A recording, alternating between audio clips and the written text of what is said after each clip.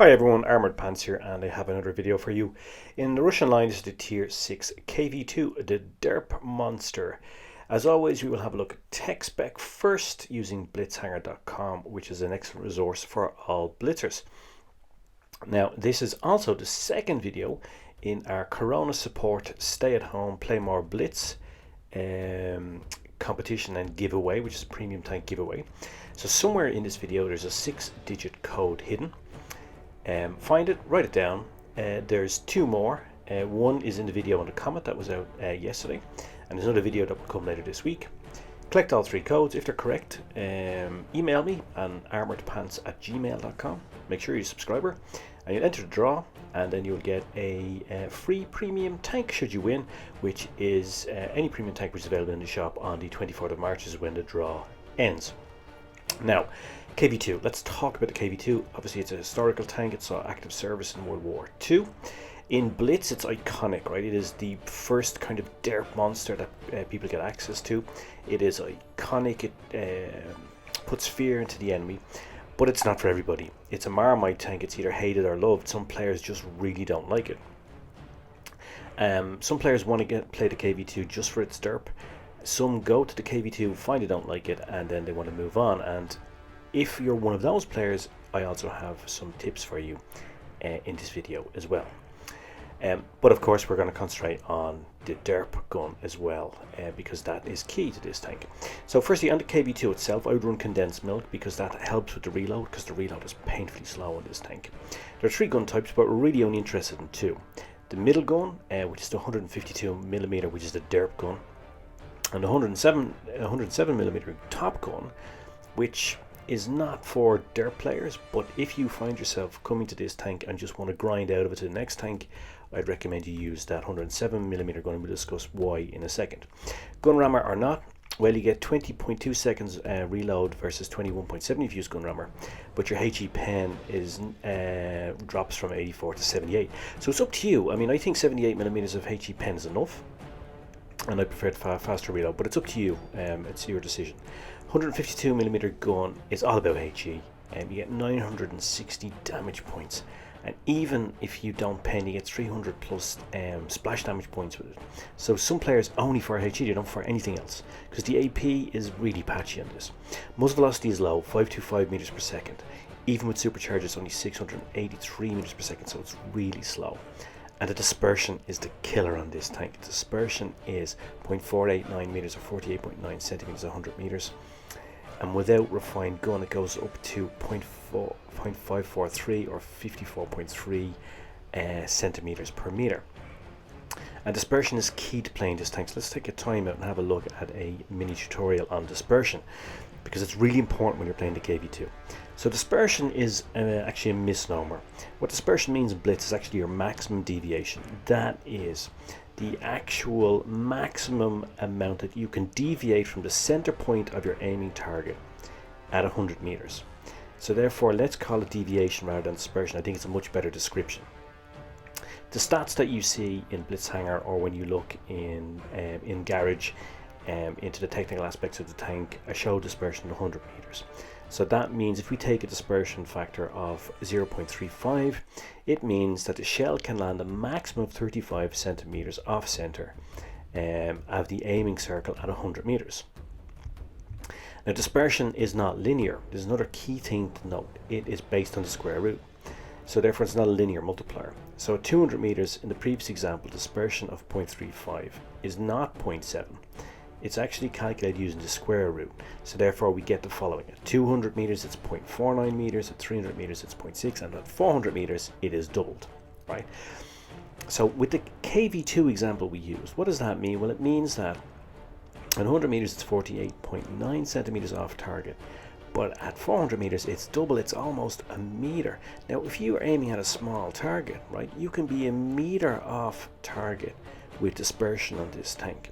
So how do we compensate that? Well, we compensate that and maximize the actual DPM, that is, maximize the hit, by using muzzle velocity, which has an indirect effect on dispersion because the shell arrives quicker, and by using refined gun, which minimize dispersion. If you don't use refined gun in this tank, the dispersion is over half a meter at 100 meters.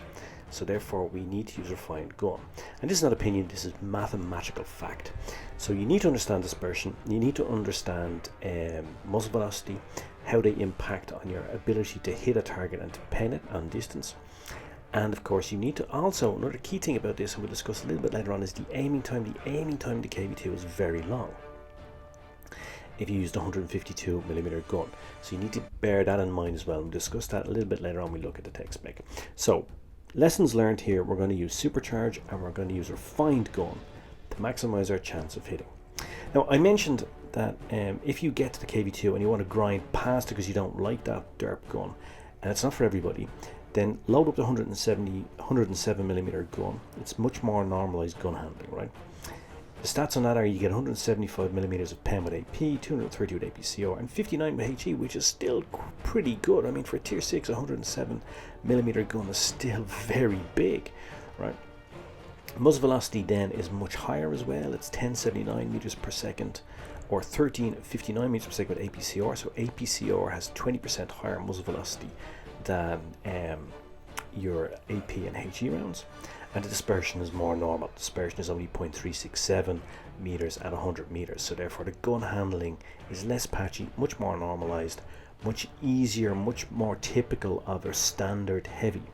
And you'll find it much easier. So if you want to grind past it, get away from this tank, I would recommend you do use that. Both guns have 7 degrees of gun depression and 12 degrees of elevation, which means that they have decent gun alignment. What does gun alignment mean? Well, it basically means how easy is it for you to align your gun with the enemy, and it's decent on this tank, particularly for a Russian heavy. It does 35 kilometers per hour forward speed and 11 reverse, but it has a terrible power to weight ratio, so this thing is glacial slow. It feels like you're not moving sometimes. Going up a hill in this thing, you could actually pop off, make a cup of coffee and come back and you'd still be going up the hill. And I guess that's one of the reasons why this tank is also unpopular with some players. You know, it is very difficult to get around the map in this tank, and you tend to play in a smaller pocket of the map generally because it's so slow and has such a poor power to weight ratio. Now let's have a look at the armor. You can see that it does have some armor. You can side scrape in it. If you look at the relative armor numbers in the top left hand part of the screen, you'll see that this tank does have pretty decent armor profile. It is a big awkward target, of course, particularly with that boxy turret, right? It's a big target, but you will get bounces in this tank. And you'll see in the game play that we look at, you'll see bounces that I get through side scraping and also bounces through angling the tank. Particularly if you're top tier, you're going to get a lot of bounces. It is vulnerable at the front in that section, that lower section of armor between the turret and the base armor. And in previous iterations of the game, you're actually able to one-shot a KV-2. Remember a KV-2 there. They've subsequently reduced the fire damage caused by the KV-2, so it's more difficult to one-shot another KV-2, but you can one-shot many tanks in this tank. You can see here, if we look on a tier 6, the turret is decent, and you will get some bounces. Now, as we said, base aim time is high in this tank as well, and you need to be cognizant of that too. It's 3.62 seconds, whereas with a 107mm gun, it's only 3 seconds. And that base aim time, combined with the low muzzle velocity, combined with the high dispersion, means that this tank misses quite a lot. And that's why many players find it frustrating, why main players don't like playing DERP tanks. So it may not be for you, but all I want to do in this video is give you as much information as you can, and you can make up your mind. Now let's have a look at the first game. We're on Canal, and I have the 152mm DERP gun loaded. You're probably wondering, what am I doing here? Well, I'm going to get a run at this hill because I want to go up.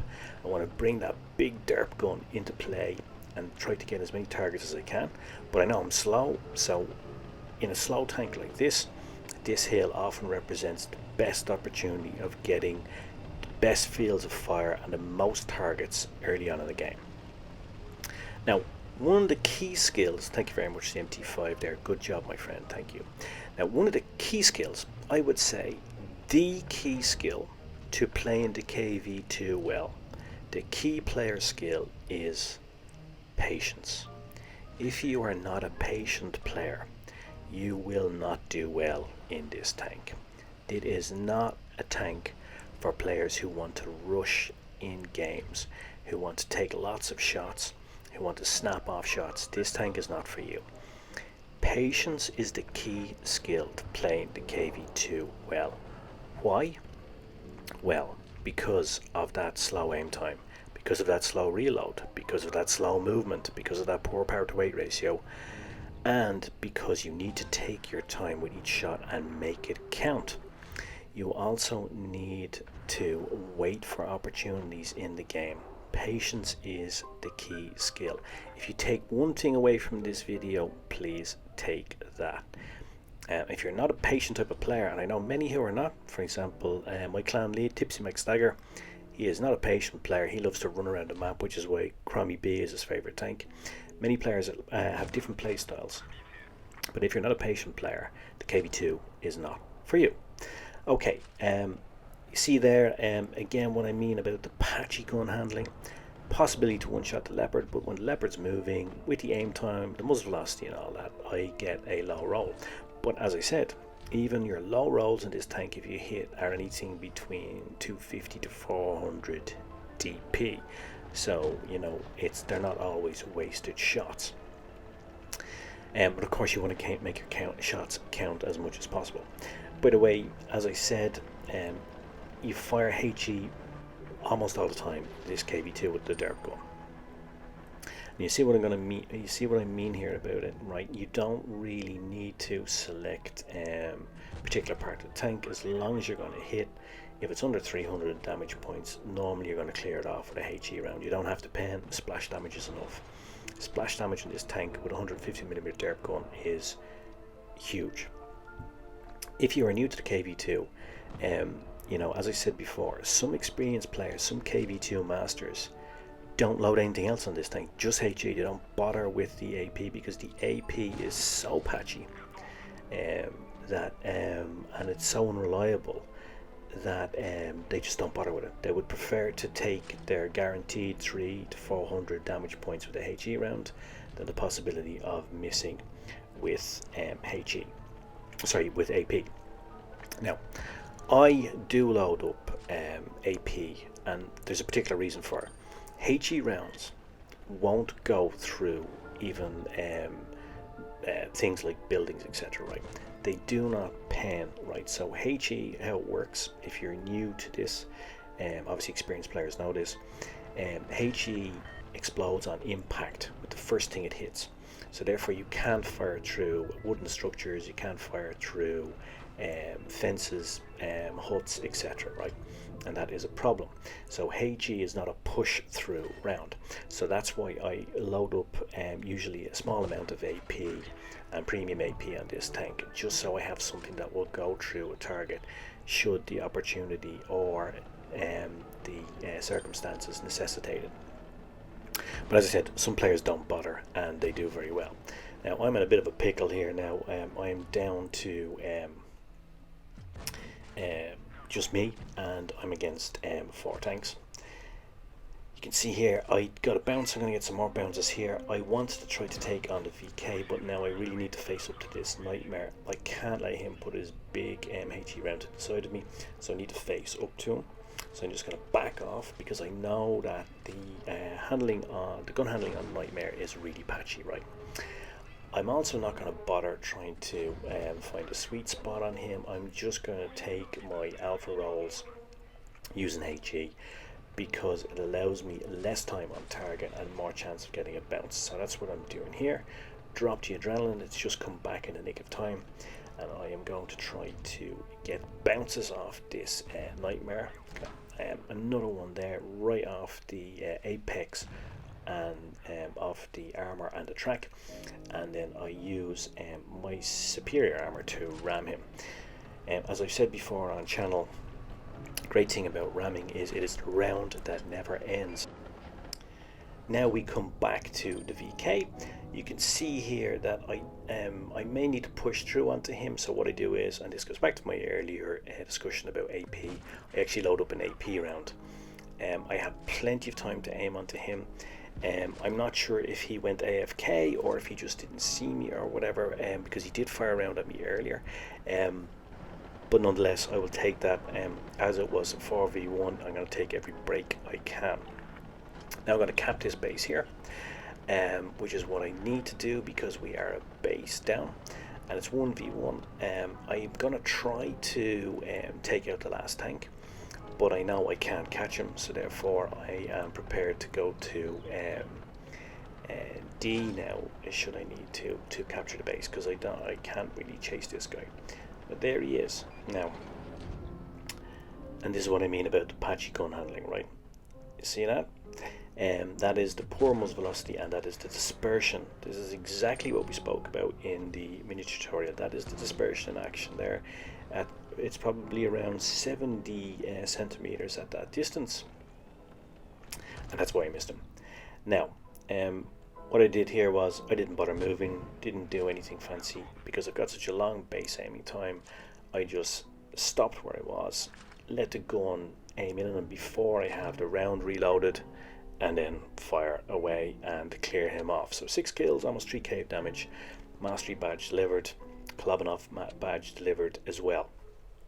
So overall, pretty good game of the KV-2, pretty good example of its attributes, both positive and negative. We saw that the patchy gun handling in play, we saw the HE characteristics in play, we saw the need occasionally for AP rounds, and we saw, of course, as I mentioned, the key skill to playing this game, patience. We saw patience at the very start of the game, which allowed me to bring the tank into play, bring the tank onto some targets, and it took a long time, but eventually I got my reward with the shot on the leopard. And Pool's medal as well for the 6 kills, master badge, top gun, high caliber, etc. So very good example of the KV-2 in action. Now game 2, Port Bay, and as promised, this game is going to be with the 107mm gun. So you can see the tank looks different, and normally, when you see somebody with this gun loaded up on it, it's somebody who's gone to this tank and decided that this derp thing is not for me at all. And as I said, derp is not for everybody. The gun handling, the characteristics are so patchy that it's not for everybody. So let's have a look at the tank with this gun mounted. So normally you might go towards C here, but I see that my heavies and also the VK are going towards A, so I'm going to push on here and see if I can support them. This is Port Bay, so we have the city on the left at A and B, and I decide, as I'm topped here, I'm just going to use my armor and I'm going to push on to B. Now, one of the things, by the way, which is an advantage when you play the 107mm gun on this is, obviously I have a much faster reload. As you can see here, it's only 8.2 seconds. And it does also a lot of damage with that round, right? And has a lot of pen.